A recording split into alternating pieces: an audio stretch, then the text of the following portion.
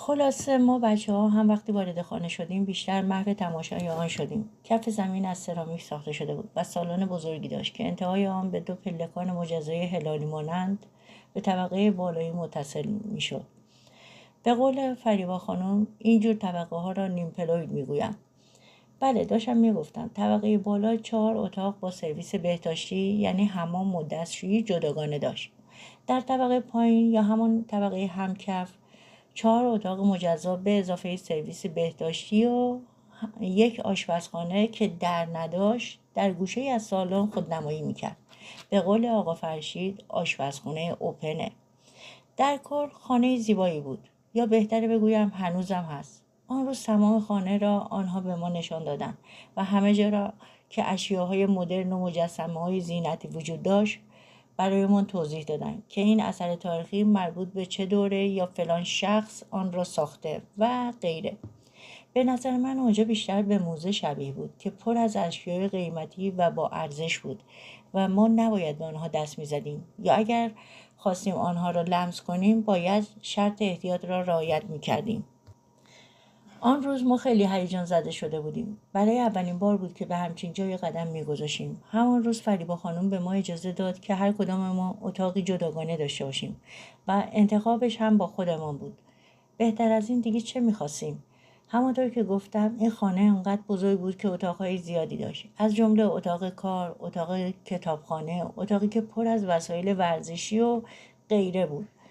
همانطور که گفتم در طبقه پایین یک آشپزخانه قرار داشت. وقتی وارد آن شدیم دیدیم که چند نفر در آنجا مشغول کار بودند. با ورود ما همه دست از کار کشیدند و به ما سلامی کردند و ما هم جواب سلامشان را دادیم. بعد من و بیتا و بهاره تمام خانه را گشتیم. بعد از آن به حیاط رفتیم. حیاط که چه عرض کنم مثل یه باغ بزرگ با درختای زیاد بود و وقتی ما داشتیم تو باغ گردش میکردیم دیدم از بیتا و بهاره خبری نیست. خیلی ترسیدم که نکند آنها گم شده باشند. سری به سالن برگشتم و سراغ آنها را از پیشخدمت یعنی آقا مراد گرفتم و هر دو به حیاط رفتیم تا آنها را پیدا کنیم. بالاخره با کلی گشتن در باغ آنها را پیدا کردیم و دوباره به اتفاق هم به سالن پذیرایی برگشتیم. همانطور که گفتم فریبا خانم به ما اجازه داده بود که هر کداممان اتاق جداگانه داشته باشیم. ما هم در طبقه بالا هر کدام برای خودمان اتاقی انتخاب کردیم. داخل هر اتاق یک صندلی با میز تحریر که رویش یک لپتاپ و مقداری کاغذ و قلم و کنار آن یک تخت خواب بود. یعنی هر وسایلی که برای اتاق یک نوجوان لازم بود آنجا به چشم می‌خورد.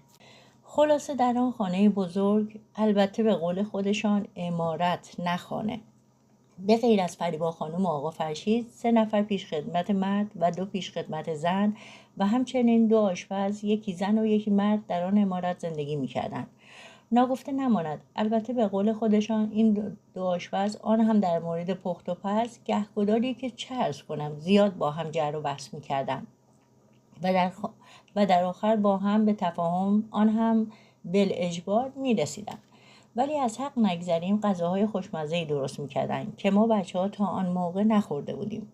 بعضی از غذاها با به میل ما بچه‌ها نبود ولی ما تحمل می‌کردیم. خب انگار آشپز مرد خارجی بود و غذاهای فرنگی درست می‌کرد. ولی بعضی از غذاهاش مثل پیتزا و شنیسل گوش یا مرغ یا همبرگر خیلی خوشمزه و با سلیقه درست می‌کرد. آشپز زنم غذاهای ایرانی درست می‌کرد که آن هم دستپختش حرف نداشت. از غذا که بگذریم کلا زندگی کردن بین آنها برای ما خیلی خوشایند بود و کلی به ما خوش می‌گذشت. البته فریبا خانم و آقا فرشید برای ما خیلی زحمت کشیدند و برای ما معلم خصوصی گرفتن که ما مجبور نباشیم برای درس خواندن در سرما و گرما به مدرسه برویم، چون آنها دوست نداشتن که لحظه‌ای از ما دور باشن و یا مورد آزار و اذیت بچه‌های دیگر قرار بگیریم. انگار می‌خواستن ما را به قول خودشون توی پر قو بزرگ کنن. البته نمیخوام که بگویم کارشان اشتباه بود، نه اینطور نیست، ولی با این کار کمی از جامعه اطرافمان دور شده بودیم. یعنی از ارتباط اجتماعی ضعیفی برخوردار شدیم و با غریبه ها مثل یک فرد بیگانه رفتار میکردیم و این اصلا برای ما خوب نبود. بالاخره در آینده نچندان دور باید وارد اجتماع بشویم. حال چه برای کار چه برای تشکیل خانواده دادن که باشد فرقی نمیکنه. باز نه این که بخواهم بگویم که ما را داشت بد بزرگ میکرد، نه اصلا. ولی هر کسی از فامیل یا آشناهای آنها که با در ارتباط بودن میفهمیدن که چقدر با ادب و نزاکت با دیگران صحبت میکنیم. البته یادم رفت که بگویم ما رفت و آمد با فامیل های پدر و مادرمون را قطع نکرده بودیم. البته باز آقا فرشید و فریبا خانم اینطور صلاح میدیدن که ما آنها را فراموش نکنیم. بالاخره هرچی نباشد آنها هم خون ما هستند، یا به گفته دیگر به نوبه خودشان زحمت ما را کشیده بودند و باید از آنها یه جوری قدردانی میکردیم.